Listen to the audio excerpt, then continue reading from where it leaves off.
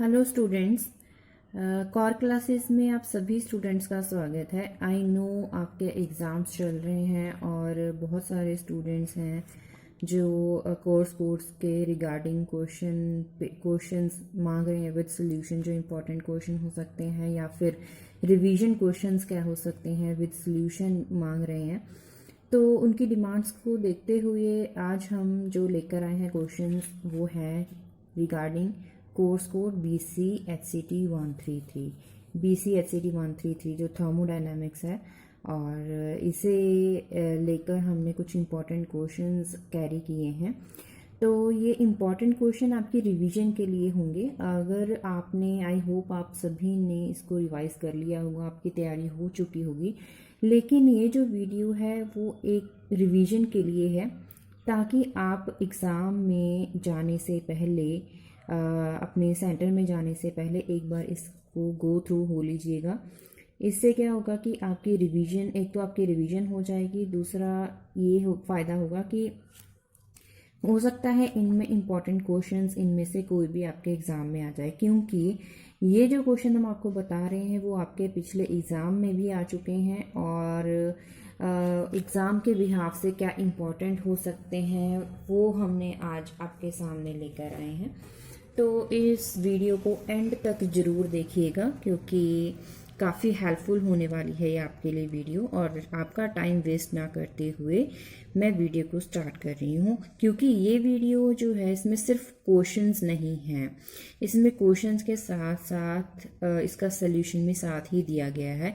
ऐसा नहीं है कि आपको इसमें से कोई पहले क्वेश्चन निकालने हो फिर आप अपनी बुक में ढूंढ रहे हो आंसर्स, ऐसा नहीं होगा। इसलिए आप वीडियो आपका श्योरली आपका टाइम सेव करेगी ही करेगी। तो चलिए video start. Differentiate between extensive and intensive variables. अब एक्सटेंसिव एंड इंटेंसिव एग्जाम्पल पता है कि वैसे मैं आपको अभी डीपली नहीं समझाऊंगी क्योंकि लेक्चर नहीं है और आपका अगर वीडियो लंबी चली जाएगी तो आपको जो है आपका ज़्यादा टाइम वेस्ट होगा। तो टाइम आपका कंज्यूम कम हो, इसीलिए मैं आपको जो है सिर्फ डिटेल में नहीं जाऊंगी और मैं सिर्फ आपको जो पढ़ा लिखा हुआ है सिर्फ वही आपको पढ़ के सुनाऊंगी कि ये जो एक्सटेंसिव वेरिएबल्स क्या हैं कि जो सिस्टम के मास पे डिपेंड करते हैं। जो डिपेंड करते हैं वो एक्सटेंसिव वेरिएबल्स हैं, जो डिपेंड ही नहीं करते हैं वो इंडिपेंडेंट वेरिएबल्स हैं। अभी मैं यहाँ पे मैंने लेक्चर में भी आपको काफ़ी बार सिखाया है, बताया है, लेकिन जिन्होंने मेरा लेक्चर नहीं देखा है तो इसलिए मैं आपको बता दूँ। कुछ स्टूडेंट्स इसमें कंफ्यूज हो जाते हैं कि एक्सटेंसिव वेरिएबल्स अगर हैं उसमें उल्टा लिख देते हैं, जैसे कि यहाँ पे मैंने भी गलती कर दी थी। तो मैं अभी आपको बता दूं, ये मैंने जानबूझकर लिखा है। अब यहाँ पे देखिए स्टूडेंट्स ऐसा करते हैं, इंडिपेंडेंट एक्सटेंसिव के केस में लिख दिया और डिपेंडेंट दूसरे के केस में लिख दिया। तो यहाँ पे आपको क्या करना है, देखिए यहाँ पे IN इंटेंसिव वेरिएबल्स और IN से ही होता है इंडिपेंडेंट। तो IN इन याद रखिएगा। इंटेंसिव वेरिएबल्स एंड इंडिपेंडेंसी जो है वो इंटेंसिव वेरिएबल्स में होती है। वो एग्जांपल्स है एरिया, वॉल्यूम, एनर्जी, प्रेशर। और इंटेंसिव वेरिएबल्स जैसे कि डेंसिटी है वो डिपेंड नहीं करती है, और टेम्परेचर हो गया वो मास पे, और जो रिफ्रैक्टिव इंडेक्स हो जाता है जिसे हम N लिखते हैं, कई बार N में के साथ डिनोट करते हैं फिजिक्स में। तो उसके बाद है next question, isobaric and isochoric process. इसके साथ मैं बता दूं आइसोबारिक आइसोकोरिक जितने भी हैं सारे, आप आइसोथर्मल हो गया, ये सारे आप एक बार कर लीजिएगा। आइसोथर्मल जिसमें टेम्परेचर कांस्टेंट रखते हैं, आइसो का मतलब होता है यहाँ पे कांस्टेंट, और बारिक मतलब बार किसकी यूनिट होती है, प्रेशर की।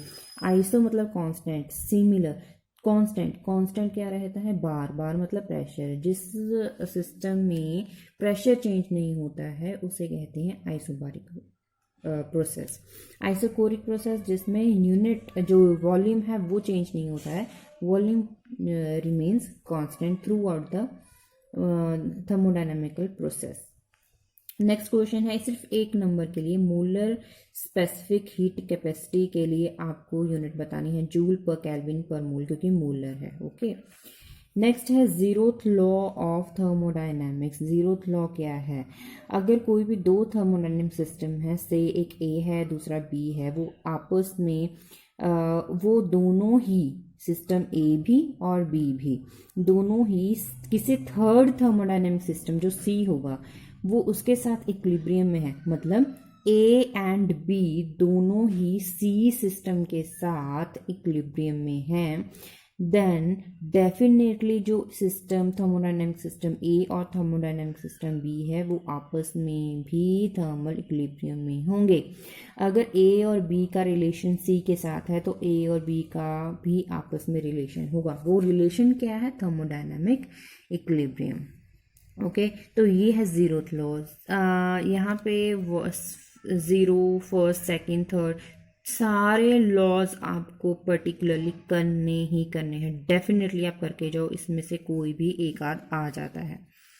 और जैसे कि देखिए नेक्स्ट है state all statements of first law of thermodynamics. अभी इसकी काफ़ी सारी डेफिनेशंस हैं तो सारी करके जानी है, ऐसा नहीं है कोई भी एक करके जाओ, क्योंकि कई बार पूछ लिया जाता है, पूरी की पूरी स्टेटमेंट्स पूछ ली जाती हैं, जितनी भी फीचर्स हैं सारे बताएं। और जैसे कि सेकंड थर्ड लॉ में कैल्विन स्टेटमेंट है, प्लैंक स्टेटमेंट है, तो नाम लेकर पूछ लिया जाता है कि प्लैंक स्टेटमेंट बताएं, कैल्विन स्टेटमेंट बताएं, तो कोई भी छोड़ के मत जाइएगा। इजी है, इसीलिए इसे छोड़ के मत जाइए। आप क्योंकि पता है आपको कि एक एक नंबर के क्वेश्चन, एक और दो 1 मार्क 2 मार्क क्वेश्चन भी अगर अटैम्प्ट कर लेते हैं तो इजीली आप पासिंग मार्क्स तो ले ही लेते हो। और अच्छे मार्क्स के लिए आपको डीपली स्टडी करनी चाहिए, जिसके लिए हमारे लेक्चर्स अवेलेबल हैं। नेक्स्ट क्वेश्चन पे चलते हैं। State all statements of first law of thermodynamics. अभी फर्स्ट क्या है? universe and total energy of universe remains constant.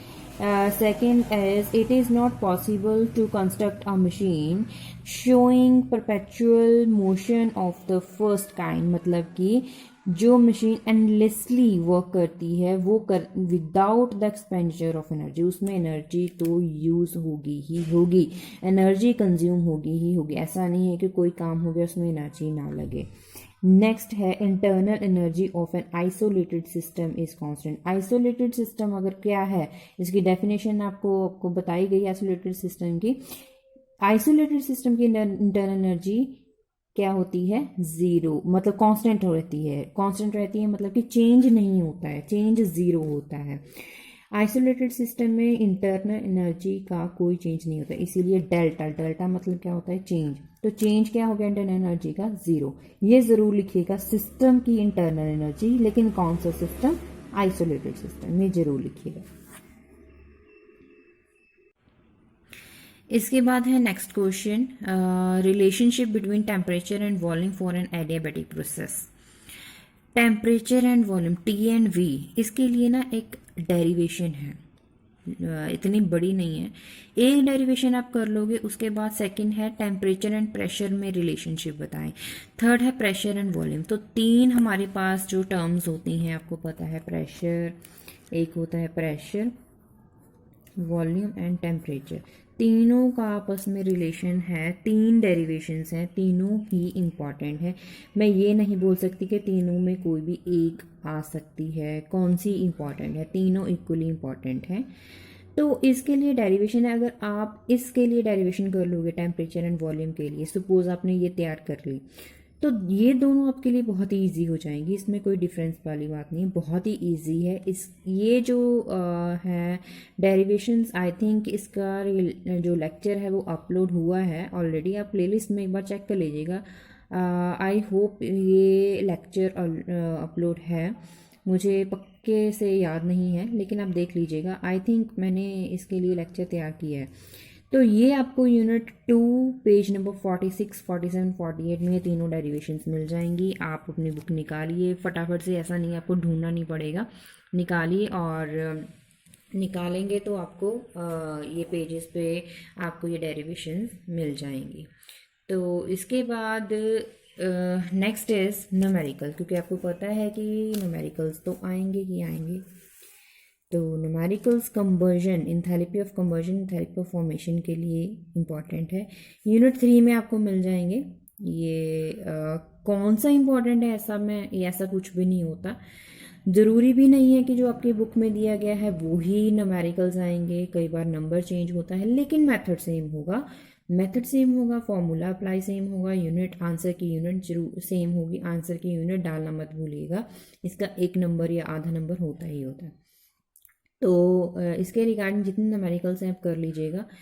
Next is how would you describe the temperature dependence of delta H, temperature dependence enthalpy के ऊपर। तो इसके लिए derivation मैंने यहीं पे लिख दी है, इसीलिए मैं आपको समझा भी देती हूँ, ये इम्पॉर्टेंट है, कर लीजिएगा एक बार।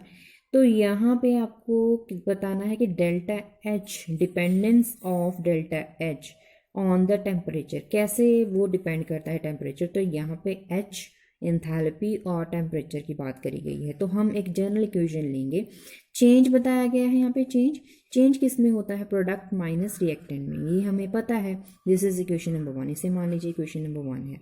अभी सेकंड स्टेप क्या है, क्योंकि टेम्परेचर के बात करी गई है, टेम्परेचर के साथ कैसे ये चेंज होता है, चेंज होता है या नहीं होता है, कैसे चेंज होता है। तो चेंज क्या होता है, डिफ्रेंशिएशन।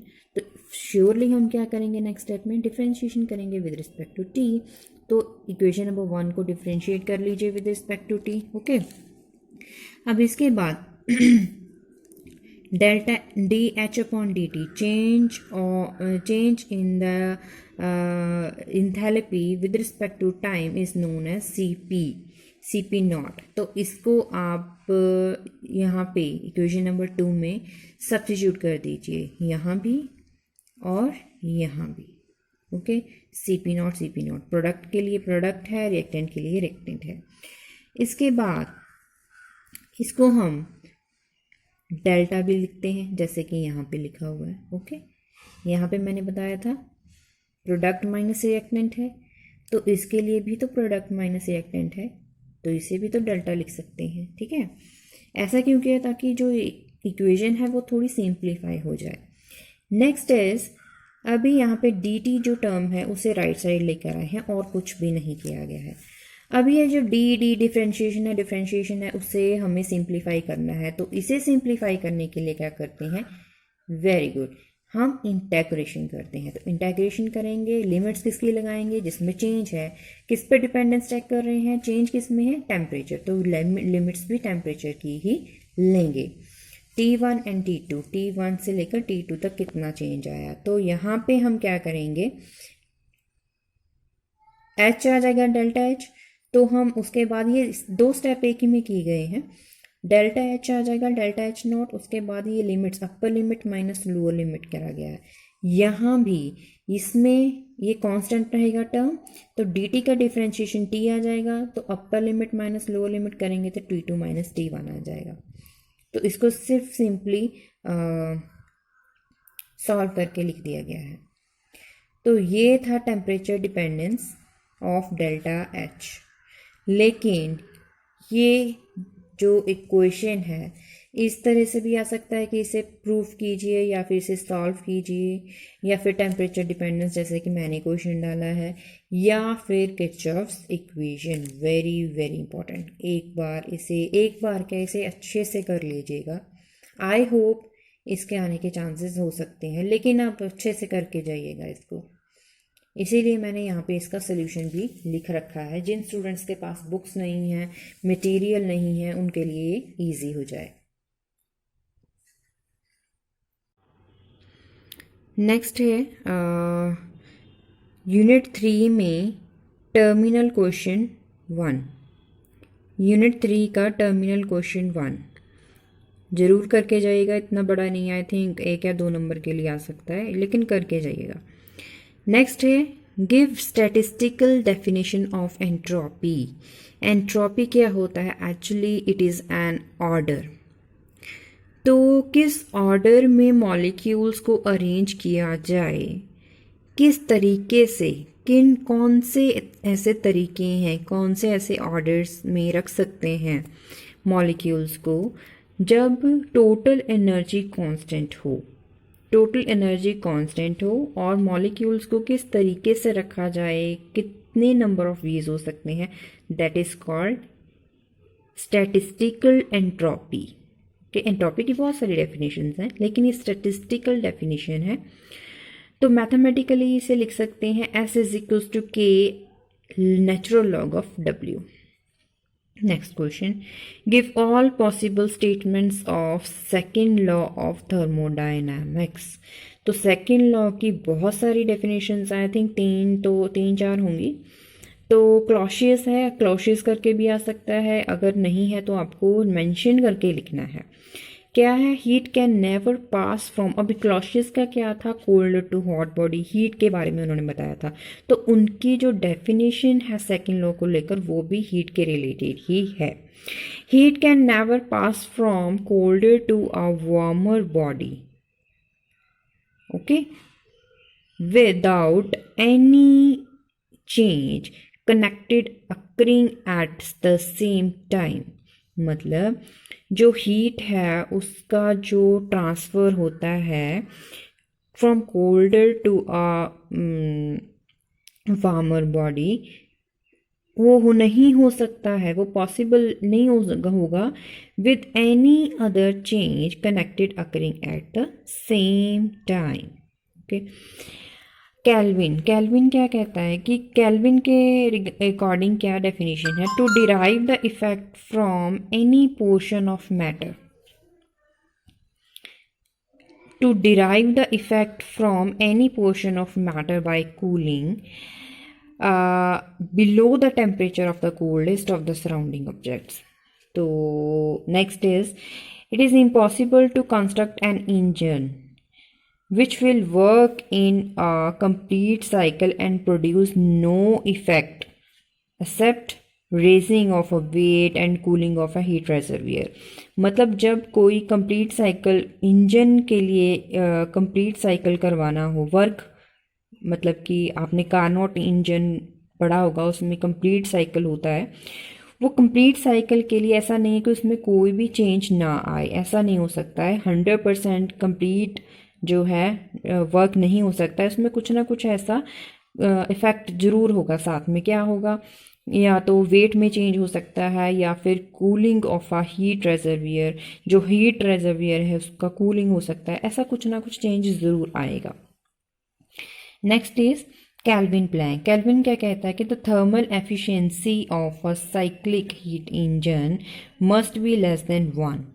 उसकी जो एफिशिएंसी होती है वो लेस देन 1 होती है या फिर लेस देन 100%, ओके। जो वैल्यू है 1 से कम आएगी। अगर न्यूमेरिकल भी आता तो उसमें भी आपने देखा होगा पॉइंट समथिंग वैल्यू आती है।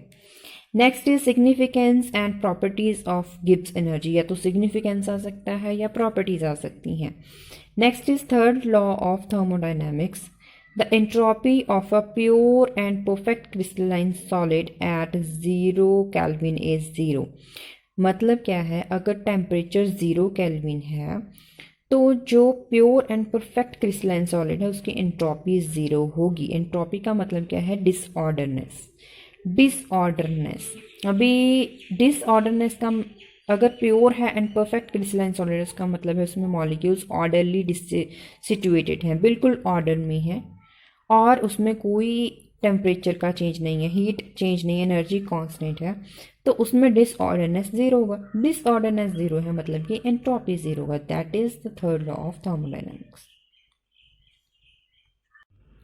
नेक्स्ट क्वेश्चन है, thermodynamic derivation of a law of chemical equilibrium. Thermodynamic definition जो डेरिवेशन है, एक छोटी सी डेफिनेशन, इतनी बड़ी नहीं है, यूनिट 5 पेज नंबर 128 में आपको मिल जाएगी, वो कर लीजिएगा। Next is relation between KP KC KX, ये जो है तीनों ये ज़रूर कर लीजिएगा, ये भी आपको यूनिट 5 में मिल जाएगी। ली चार्टियर प्रिंसिपल, इसकी डेफिनेशन मैंने लिख दी है, लेकिन आपको जो +2 में आप करते हो, आई थिंक ये नहीं है वो डेफिनेशन। +2 जो है आपने 12th में करी है, 12th स्टैंडर्ड में, वो भी चलेगी, जो यहाँ पे लिखी है वो भी चल सकती है। Any change to a chemical reaction at equilibrium causes the reaction to proceed in the direction, उस डायरेक्शन में जाएगा जिस डायरेक्शन में अफेक्ट, जो चेंज का अफेक्ट है रिड्यूस हो रहा है, उसको बैलेंस करने के लिए जो रिएक्शन है वो उस तरफ प्रोसीड करना स्टार्ट कर देती है, या फॉरवर्ड होगी या बैकवर्ड। अगर रिडक्शन जो है फॉरवर्ड डायरेक्शन में मिल रहा है तो रिएक्शन जो है फॉरवर्ड डायरेक्शन की तरफ डायरेक्ट करेगी, अदरवाइज बैकवर्ड डायरेक्शन में। Next is effect of N inert gas on equilibrium constant. ये एक थ्योरेटिकल कंसेप्ट है, थ्योरी है थोड़ा सा, वो आप कर लीजिएगा। आपको देखिए यहाँ पे सीधा आपको यूनिट एंड पेज नंबर बताया गया है, वहाँ पे आप जाएंगे तो आपको वो आंसर मिल जाएगा। इफेक्ट ऑफ कैटलिस्ट, ये दोनों ही आपको एक साथ मिल जाएंगे, ये कर लीजिएगा। Next is Ostwald dilution law, very important. Degree of ionization इसके न्यूमेरिकल्स हो सके तो कर लीजिएगा, अदरवाइज टेम्परेचर इफेक्ट कर लीजिएगा, कॉमन आयन इफेक्ट कर लीजिएगा। उसके बाद कॉमन आयन इफेक्ट की डेफिनेशन यहाँ में मैंने थोड़ी सी लिखी हुई है। Shift in equilibrium of a weak acid और weak base caused by the addition of a salt. अब शिफ्ट इन इक्विलिब्रियम किस पे डिपेंड करता है, वीक एसिड और वीक बेस का, कि उसमें एडिशन ऑफ सॉल्ट क्या है, उसके कैसे कॉमन हो सकते हैं वीक एसिड, और जो वीक एसिड और वीक बेस है उसके साथ अगर कॉमन हो सकते हैं तो वो इफेक्ट कॉमन आयन इफेक्ट कहता है। इसके नाम में ही डेफिनेशन छुपा है। Differentiate between acidic and basic buffer solution. अगर बफर सोल्यूशन आपको पता है, अभी तो इसकी आपने एक्सपेरिमेंट्स में करे होंगे, अभी तो इसकी टैबलेट्स आती हैं, लेकिन पहले क्या होता था, बफर सोल्यूशन खुद से बनाना पड़ता था। अगर आपके लैब में बफर टैबलेट्स नहीं होती हैं तो आपको सोल्यूशन बनाना पड़ता है। अभी वो बफर सोल्यूशन क्या होता है आपको अच्छे से याद होगा कि वीक एसिड, ऐसा सोल्यूशन जिसमें वीक एसिड हो और उसका सॉल्ट हो, तो वो हो जाता है एसिडिक सोल्यूशन। अगर एसिडिक सोल्यूशन के बजाय वीक बेस और उसका सॉल्ट हो तो वो बेसिक बफर हो जाता है। अब एग्जाम्पल क्या है, जैसे कि वीक एसिड क्या होता है, एसिडिक एसिड। ओके, ये तो आपने 10th में पढ़ा है। क्लोराइड आपको इजीली लैब में मिल जाती हैं, तो ये हो जाती हैं बफर सोल्यूशन। इसके बाद है Henderson equation, in unit 8 page number 208 में मिल जाएगा। Next is explain the application of solubility product principle. तो सॉल्युबिलिटी प्रोडक्ट प्रिंसिपल की एप्लीकेशंस यूनिट 9 में मिलेगी। और आईपिक नेम एंड स्ट्रक्चर, अभी आईपिक नेम एंड स्ट्रक्चर जो है मैंने पर्टिकुलरली यहाँ पे नहीं लिखा है, तो इसका मतलब ये है कि अल्कोहल, फिनोल, हैलोजेंस जितने भी हैं चैप्टर सभी में आईपिक नेम, और ज़्यादातर आपको उसका आईपिक नेम या फिर स्ट्रक्चर आता है। इसका पर्टिकुलर मैं नहीं बता सकती कि किसका आएगा, ये कहीं से भी आ सकता है। Next is हक्कल rule. हक्कल rule apply करके आपको एरोमेटिसिटी आपको पता करनी है कि केटाइन की होगी या इसकी होगी। साइक्लोहेप्टेट्राइन की हो सकती है, केटाइन की होगी क्योंकि इसमें जो एक कार्बन है उसमें वो sp3 हाइब्रिडाइज होता है, उसका एक इफेक्ट होता है, वो आप देख लीजिएगा, आपको मिल जाएगा यूनिट 10 में पेज नंबर 7 में। Next is orbital picture of benzene. Orbital picture of benzene ये भी इम्पॉर्टेंट है। और उसके बाद है विटिंग रिएक्शन। विटिंग रिएक्शन होता है कि विटिग रिएक्शन होता है, इसमें कंफ्यूज मत होइएगा। तो इसको मैं आप पे डीपली नहीं जाऊंगी, आप देख लीजिएगा। तो ये मैंने आई थिंक आपको समझाए हुए हैं, आप एक बार चेक कर लीजिएगा। आई थिंक ये वीडियो में अपलोडेड है, लेक्चर वीडियो में। तो इसके next equation is Clemmensen reduction. Clemmensen reduction ketone है, जिंक एमैल्गम और एसिड के साथ इसे हाइड्रोलिसिस किया जाता है। और यहाँ पे देख लीजिए जिंक का अटैक है। उसके बाद जो है यहाँ पे जो कार्बन है वो sp3 हाइब्रिडाइज हो चुका है। यहाँ पे लोन पेयर ऑफ इलेक्ट्रॉन्स हैं। इसके बाद यहाँ पे वाटर आएगा, ऐड होगा वाटर, उसके बाद रिलीज़ हो जाएगा। यहाँ से जिंक की एडिशन होती जाएगी ऐसे ही बार बार, ठीक है। और रिडक्शन का मतलब है यहाँ पे जितने भी डबल बॉन्ड हैं उसका रिडक्शन किया जाता है। और इसके बाद है लास्ट बेकमैन रीअरेंजमेंट। ये है बेकमैन रीअरेंजमेंट। कीटोन, हाइड्रोक्सिलेमीन और ऑक्साइम बनेगा। उसके बाद एसिड के साथ रिएक्ट करवाएंगे, हीट करेंगे तो अमोनिया अमीन एडक्ट बनेगा। तो इसके स्टेप्स यहाँ पे लिखे हैं। माइकल एडिशन, इससे ये भी इम्पॉर्टेंट है, 1,4 एडिशन होता है इसमें। तो इतने सारे सफिशिएंट है आई थिंक। नेमिंग रिएक्शन, इसमें नेमिंग रिएक्शन भी आ सकती है या फिर कंप्लीट द रिएक्शन